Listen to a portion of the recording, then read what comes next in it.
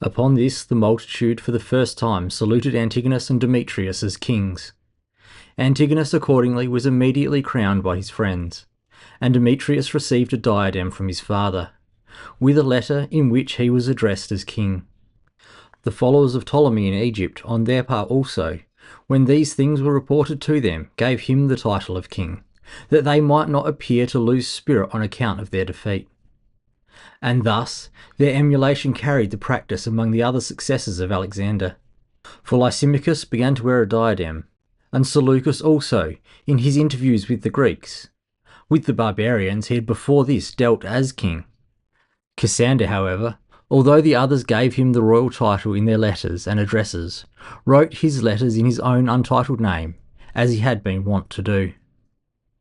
Now this practice did not mean the addition of a name or a change of fashion merely, but it stirred the spirits of the men, lifted their thoughts high, and introduced into their lives and dealings with others pomposity and ostentation, just as tragic actors adapt their costumes and their gait, voice, posture at table, and manner of addressing others. Consequently, they became harsher in their judicial decisions also. They laid aside that dissemblance of power which formerly had often made them more lenient and gentle with their subjects. So great influence had a flatterer's single word, and with so great a change it did fill the whole world. In this way, Plutarch summarised the impact of the dramatic events of 307 and 306. The Greco-Macedonian world would be irrevocably changed, as Antigonus and his son Demetrius looked to establish their hegemony over the other Diadochs.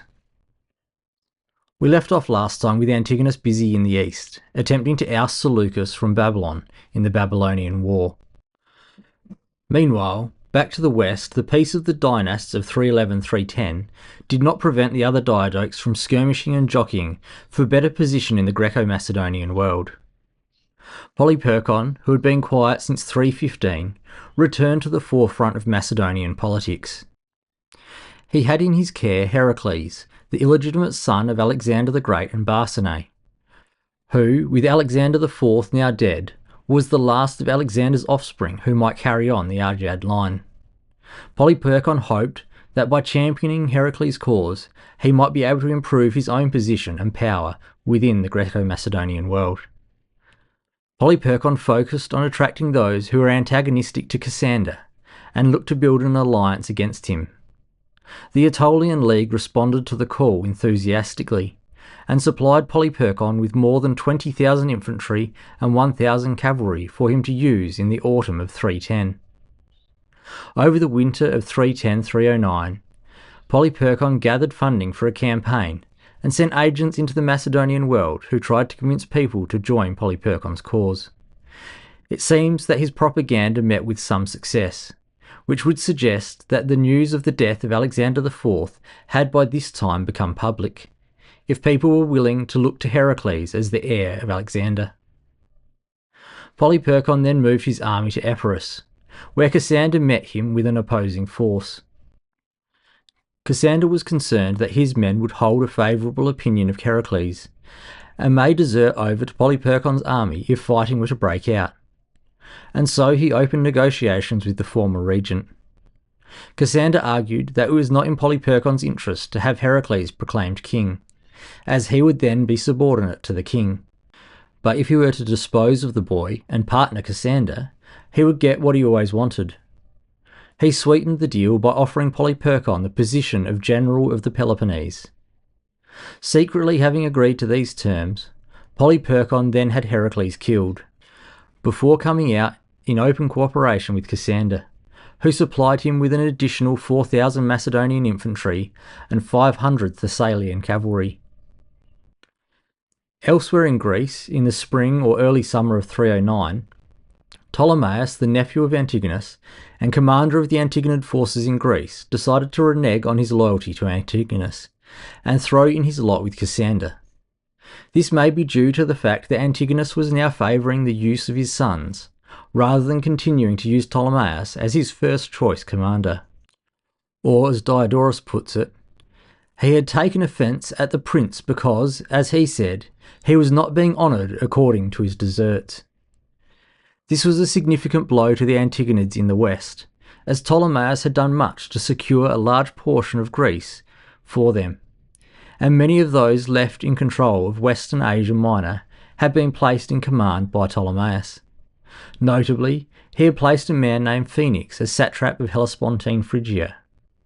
With the European side now essentially all at command of Cassander and his allies, Ptolemaeus was able to send a portion of his army to garrison the cities there and instruct Phoenix to ignore commands from Antigonus. It seems that this may have triggered the Antigonid commanders to fortify and garrison the cities that they controlled in the region. With Greek cities becoming garrisoned, Ptolemy made the accusation that the Antigonids, by maintaining garrisons in Greek cities on the Asia Minor coastline, had failed to free the Greek cities, in accordance with the peace of the dynasts. For both Antigonus and Ptolemy to fulfill their ambitions, Ptolemy in Egypt, the Aegean, and Syria Phoenicia, and Antigonus seemingly seeking total supremacy, control of the seas, and therefore the islands and port cities, was vital. The Antigonids controlled the coastline of Asia Minor, while Ptolemy was in firm control of Cyprus, where he appointed his brother Menelaus as strategos. Dispatching an army under the command of Leonidas, he initially took the cities of Cilicia Trachea and ousted Antigonus's garrisons. Ptolemy also called on Lysimachus and Cassander to follow his example to help curb Antigonus's power. Antigonus responded to this threat by sending two of his sons to the region, Philip to the Hellespontine region and Demetrius to Cilicia, where they regained control. Ptolemy responded to the loss of these cities by sailing with an army to Pharsalus, which he took before going on to take Xanthus, Canis, all on the southern coast of Asia Minor. From there he sailed to the island of Kos in the southern Aegean, where he called for Ptolemaeus to meet with him. Although the meeting initially went well, Ptolemy found out that Ptolemaeus was trying to ingratiate himself with the leaders of Ptolemy's army with words and gifts. Ptolemy had him arrested out of fear that Ptolemaeus was attempting to foment a rebellion against him, and forced him to drink hemlock, thus ending Ptolemaeus's brief bid for higher honours, before distributing Ptolemaeus's forces into his own ranks. This brings us to the end of 309. The spring of 308 saw a return of Ptolemaic activity in the Aegean, where with a large fleet he took Andros from Antigonid control and garrisoned it, demonstrating the hypocrisy of his allegations against Antigonus, before sailing to the Corinthian Isthmus, allegedly with a plan to free the Greek cities, although this time from Cassandrian rather than Antigonid control. He was initially successful, taking and garrisoning Sicyon and Corinth from Cratsypolis, the wife of the deceased Alexander, son of Polyperchon. Ptolemy had planned on, as he called it, freeing more cities, but had come to an agreement with the cities of the Peloponnese that they would provide food and funding for his campaign. When these resources were not forthcoming, Ptolemy changed his mind and patched up his alliance with Cassander and returned home to Egypt, only having control of Corinth and Sicyon in Greece. While this was going on, Ptolemy had arranged to marry Cleopatra, sister to Alexander the Great, in what would have been a great propaganda coup for him. However, when the governor of Sardis, who Antigonus had appointed to keep a watchful eye on her, caught wind of this, he prevented her departure. Before, under Antigonus's orders, he arranged for some women to kill her. Not wanting to take the blame for the death of one of the last remaining Argeads, Antigonus, who had returned from the Babylonian War sometime in the summer of 308, punished some of the women and commissioned a suitably royal funeral for her. Nothing more is noted in the historical record regarding conflicts between the Diadochs prior to the campaigning season of 307. Early in that year, Antigonus commissioned his son Demetrius to free the Greek cities starting with Athens. Setting sail from Ephesus in May or June 307, with a fund of 5,000 talents and a fleet consisting of 250 ships, he sailed into the Piraeus, the port city of Athens. According to Polyanius, he used a strategy of selecting 20 of his fastest ships and have them sail past the Piraeus as though they were heading to Salamis, before suddenly turning and sailing into the harbour, before the entrance could be blocked. There he issued a proclamation that Athens was to be freed and restored to its ancient form of government.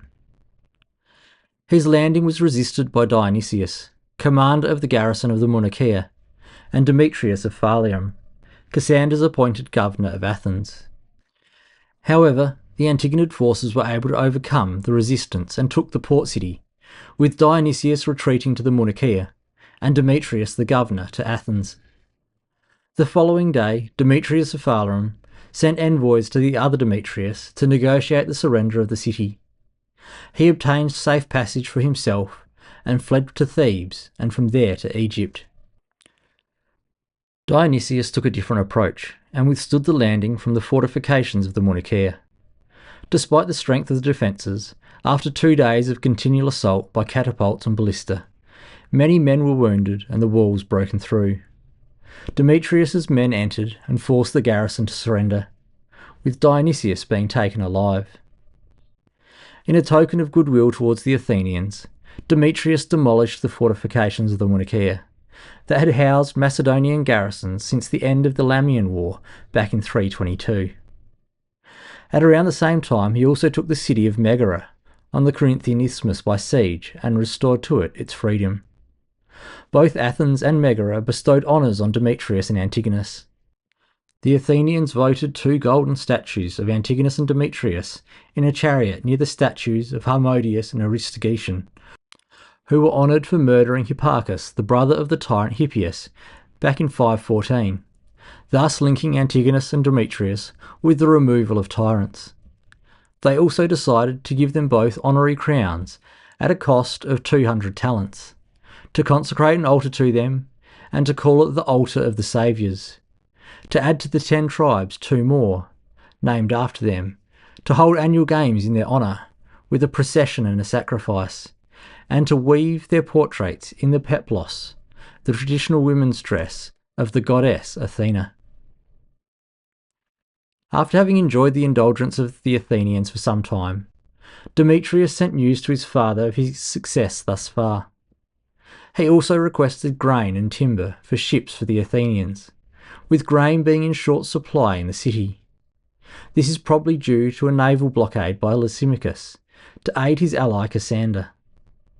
Antigonus responded by sending enough timber for 100 warships, and somewhere around 6,000 tons of grain, and encouraged the Athenians to discuss with other Greek cities what was in the best interest for Greece, thereby emphasising his message that he was determined to free the Greek cities.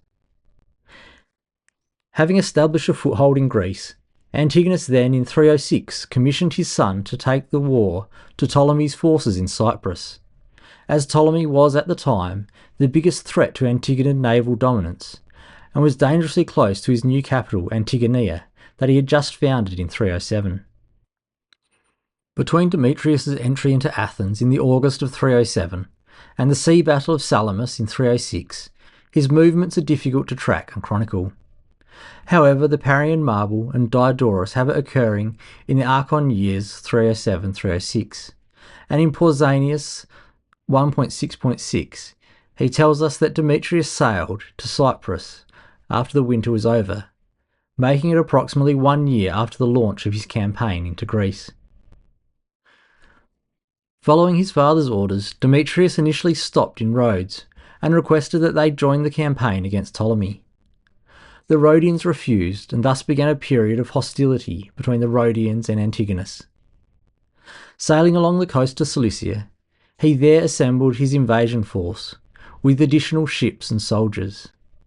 The invasion fleet consisted of 15,000 infantry and 400 cavalry, with a fleet of more than 110 swift triremes, 53 heavier transport, and an assortment of other ships to transport the army. He made his landing on the coast of Carpathia, in the northeast of the island. After beaching his ships, he fortified his encampment with a palisade wall and a deep moat. Then he launched raids on the nearby region, capturing Urania and Carpathia. Leaving a sufficient guard for his ships, he marched his forces towards Salamis, from which Menelaus governed the island. Menelaus, who had been appointed general of the island by his brother Ptolemy, gathered his troops from the outposts and was waiting in Salamis. When Demetrius was at a distance of 40 stades, about 7 kilometres from the city, Menelaus emerged with 12,000 infantry and about 800 cavalry. A brief but fierce battle ensued, resulting in the overwhelming rout of Menelaus's forces. Pursuing the enemy into the city, Demetrius captured over 3,000 prisoners and killed approximately 1,000. Menelaus and the force that remained with him were then besieged by Demetrius. Initially, Demetrius released the captured soldiers and distributed them among his own soldiers. However, when they tried to flee to Menelaus because their belongings had been left behind in Egypt with Ptolemy, he realised they would not change sides easily. Consequently, he forced them to board his ships and sent them off to Antigonus in Antigonia in Syria. Menelaus, after having been defeated in the battle, had missiles and engines brought to the walls, assigned positions on the battlements to his soldiers, and made ready for the fight. And since he saw that Demetrius was also making preparations for siege, he sent messengers to Egypt to Ptolemy to inform him about the defeat and to ask him to send aid, as Ptolemaic control of the island was under serious threat. The city of Salamis was well defended, and so Demetrius sent for craftsmen and builders and materials to construct siege engines capable of the task. When everything was ready, he built a device called the helepolis, literally the city taker. It was about 20 metres long on each side and 40 metres high. The helepolis was divided into 9 stories and mounted on 4 wheels, each about 3.5 metres high. He also constructed large battering rams and 2 penthouses to carry them. On the lower levels of the helepolis, he mounted various ballistae, with the largest capable of hurling missiles weighing about 80 kilos. In the middle levels, he placed the largest catapults, and on the highest he placed the lightest catapults and a large number of ballista.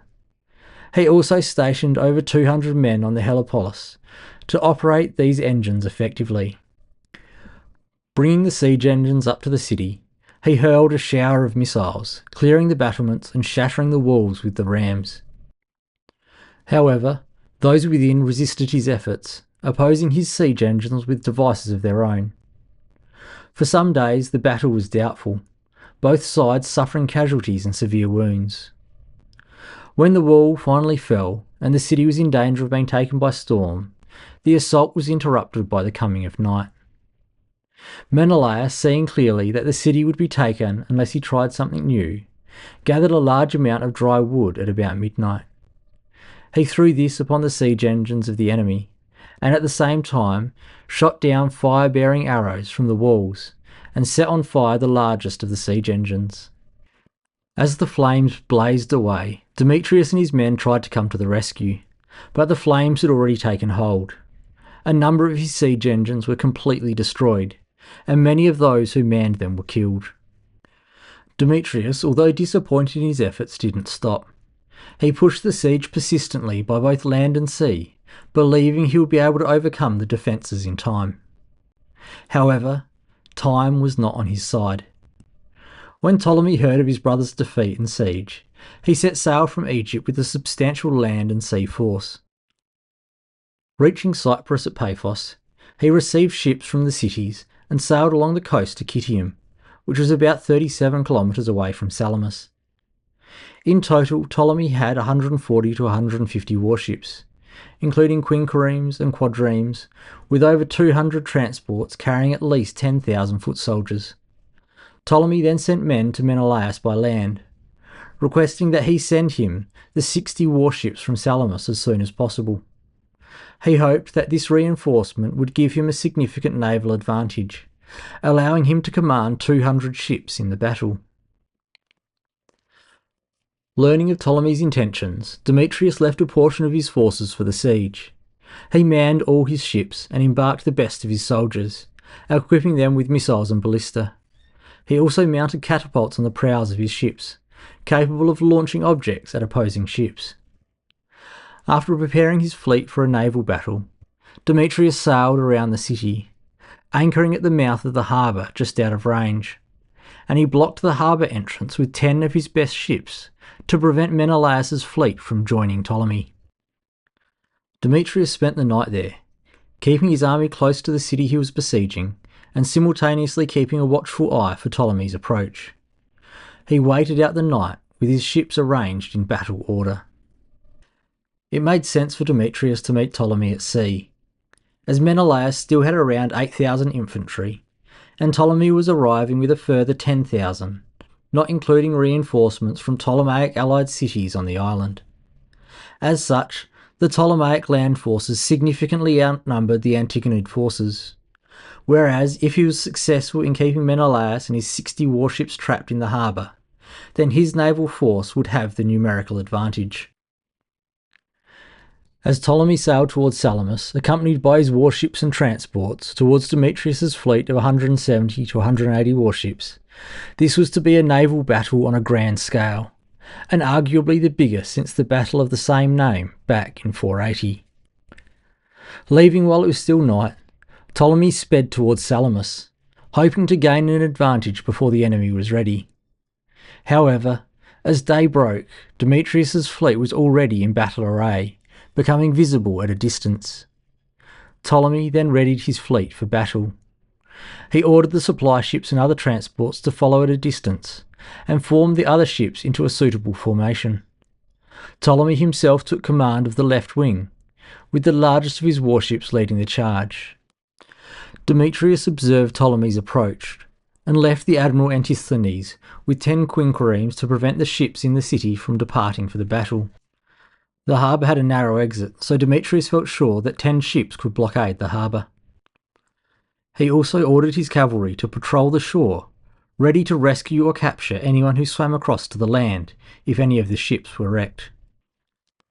Demetrius's left wing consisted of 7 Phoenician sevens, that is, a ship arranged with 7 banks or rows of rowers, the size and type of the ship being judged by the number of banks of rowers, and 30 Athenian quadriremes, commanded by the Admiral Medius. Sailing behind them was a 10-ship formation of sixes and quinquiremes, as Demetrius had decided to strengthen this wing, where he himself would fight the decisive battle. In the middle of the line, Demetrius placed the lightest of his ships, commanded by Thermoson of Samos and Marsyas. The right wing was commanded by Hegesippus of Halicarnassus and Pleistas of Cos, who was the chief pilot of the entire fleet. When the distance between the opposing fleets closed to approximately 800 metres, the 2 leaders gave the signal to attack. With the power for the battle coming from the efforts of the rowers, and with large, heavy and clumsy ships, sea battles tended to be brief affairs, marked by quick clashes and general chaos. There were 2 ways of winning: ramming the other ship and sinking them, or boarding them and taking control of the ship in hand-to-hand combat. These types of ships tended to have up to 300 rowers and crews, and about 120 soldiers.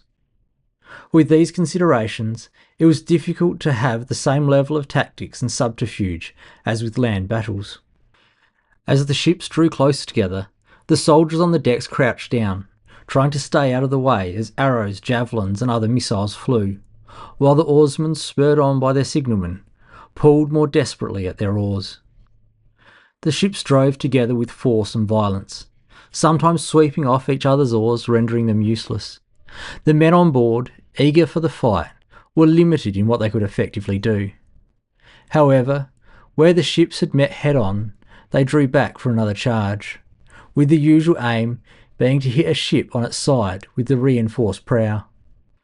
Where the ships were close together, soldiers on board took shots at each other with great effect, as their targets were mere metres away. Some men, after their captains delivered a side-on blow, and with the rams on the prows had become firmly fixed binding the ships together, leaped aboard the enemy's ships. They received and gave severe wounds. However, amid the chaos, many fell into the sea, attempting to board the opposing ships. Once they were in the sea, they either died by drowning or were killed with spears by those above. Others, making good their intent to cross, slew some of the enemy and forced others along the narrow decks and drove them into the sea. The fighting was disjointed and chaotic. Often, weaker ships gained the upper hand due to their height, while stronger ships were defeated by inferior position and the unpredictability of naval battles. with luck playing a larger part than in land battles. Demetrius was able to drive back the forces confronting him, creating a rout in the right wing. He quickly forced even the ships of the next wing to flee. Ptolemy, initially successful in using his heaviest ships and strongest men, easily routed those stationed opposite him, but was unable to prevail against the stronger of Demetrius's forces. He sank some of their ships and captured others with their crews. Turning towards the rest of the battle after his success on his left wing, Ptolemy observed that by that time Demetrius had already inflicted too much damage on the rest of his line. Seeing that the right wing of his forces had been shattered, and those in the middle had been beaten into retreat, while Demetrius was pressing on with full force, Ptolemy sailed, defeated, back to Citium. After winning the victory, Demetrius gave his transports the order to pursue and rescue those who were swimming in the sea. He himself decked his own ships with celebratory bow and stern ornaments and towed the captured craft back to his camp. At the time of the naval battle, Menelaus in Salamis had manned his 60 ships and sent them as reinforcement to Ptolemy, placing Menelaus in command. Although they were able to overcome the blockade, they were sufficiently delayed to be of no assistance to Ptolemy. Ptolemy, having given up the fight in Cyprus, returned to Egypt from Citium. Plutarch and Diodorus disagree on the number of Ptolemaic ships destroyed. Plutarch claims Ptolemy escaped with only 8 ships, losing the rest of his fleet. Diodorus's figures seem more realistic. He records the capture of 40 warships and crews, and that 80 warships were disabled and towed towards shore. Diodorus accounts for 120 warships sunk or captured, leaving 20 to 30 to depart with Ptolemy. Plutarch claims Ptolemy's supply ships fell into Demetrius' hands in their entirety, while Diodorus asserts that over 100 with 8,000 soldiers on board were taken. Diodorus's estimates are more authentic. Ptolemy may have escaped with 1/5 of his warships and a proportion of the supply ships. Demetrius's losses were minimal, but details of the damage are sparse. Diodorus records that 20 of his warships were disabled, and they were not damaged beyond repair. This figure deserves some analysis. Demetrius's losses seem low, possibly underestimated by Antigonid propaganda, history being written by the victor and all that. However, from the narrative of the battle, his right wing was destroyed, and fighting elsewhere was fierce, so 20 disabled ships should be viewed with scepticism. Or it could be that the ships that Demetrius lost in the battle have simply not been recorded, and we only have the number of those he was able to repair. In any event, Demetrius now had an incredible overabundance of ships at his disposal. All of the island was surrendered to Demetrius, along with all the formerly Ptolemaic forces, which, when they were organised, they numbered approximately 16,000 infantry and about 600 cavalry. Of this stunning victory, Edward Anson writes in Alexander's Heirs, "The importance of Demetrius's victory cannot be overestimated. It was one of the largest sea battles waged in the ancient Mediterranean, and the triumph on par with his father's victory over Eumenes." While Pat Wheatley wrote of Demetrius, "The battle was pivotal in shifting the fragile balance established between the Diadochi by the peace of 311-310. The Antigonid domination of the next 5 years derived directly from this victory, and Demetrius, as its architect, became the most celebrated of the dynasts. It is no surprise that the sources preserve a hyperbolic image of him performing feats of Homeric proportion in the battle. On the other hand, there were indeed many thousands of witnesses to his participation in the fighting, and his personal courage under fire is never questioned in the ancient tradition. It is therefore reasonable to accept the essential truth of Diodorus's account, perhaps with the proviso that, as is customary, the tale was enhanced in retelling by time and Antigonid propaganda. As Ptolemy had done following the Battle of Gaza, Demetrius returned the favour and returned to Ptolemy Leontiscus, one of his sons, and Menelaus, his brother, to Egypt with all of their personal possessions, while the remainder of the captives were free to enrol in Demetrius's army. while he also won further praise with his treatment of the fallen, holding what Plutarch calls a magnificent burial. The decisive victory and depth of the defeat at Salamis in 306 profoundly reshaped the power dynamics between the Diadochi. Ptolemy's empire was weakened, yet he managed to maintain control over Egypt.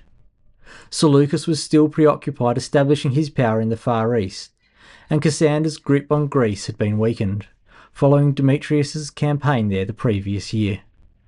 The Antigonids had consolidated their power in Asia Minor and Syria, while Demetrius established unassailable power at sea from Syria to the Hellespont. He immediately sent messengers to his fathers to inform him of his successes, embarking them on his largest ship.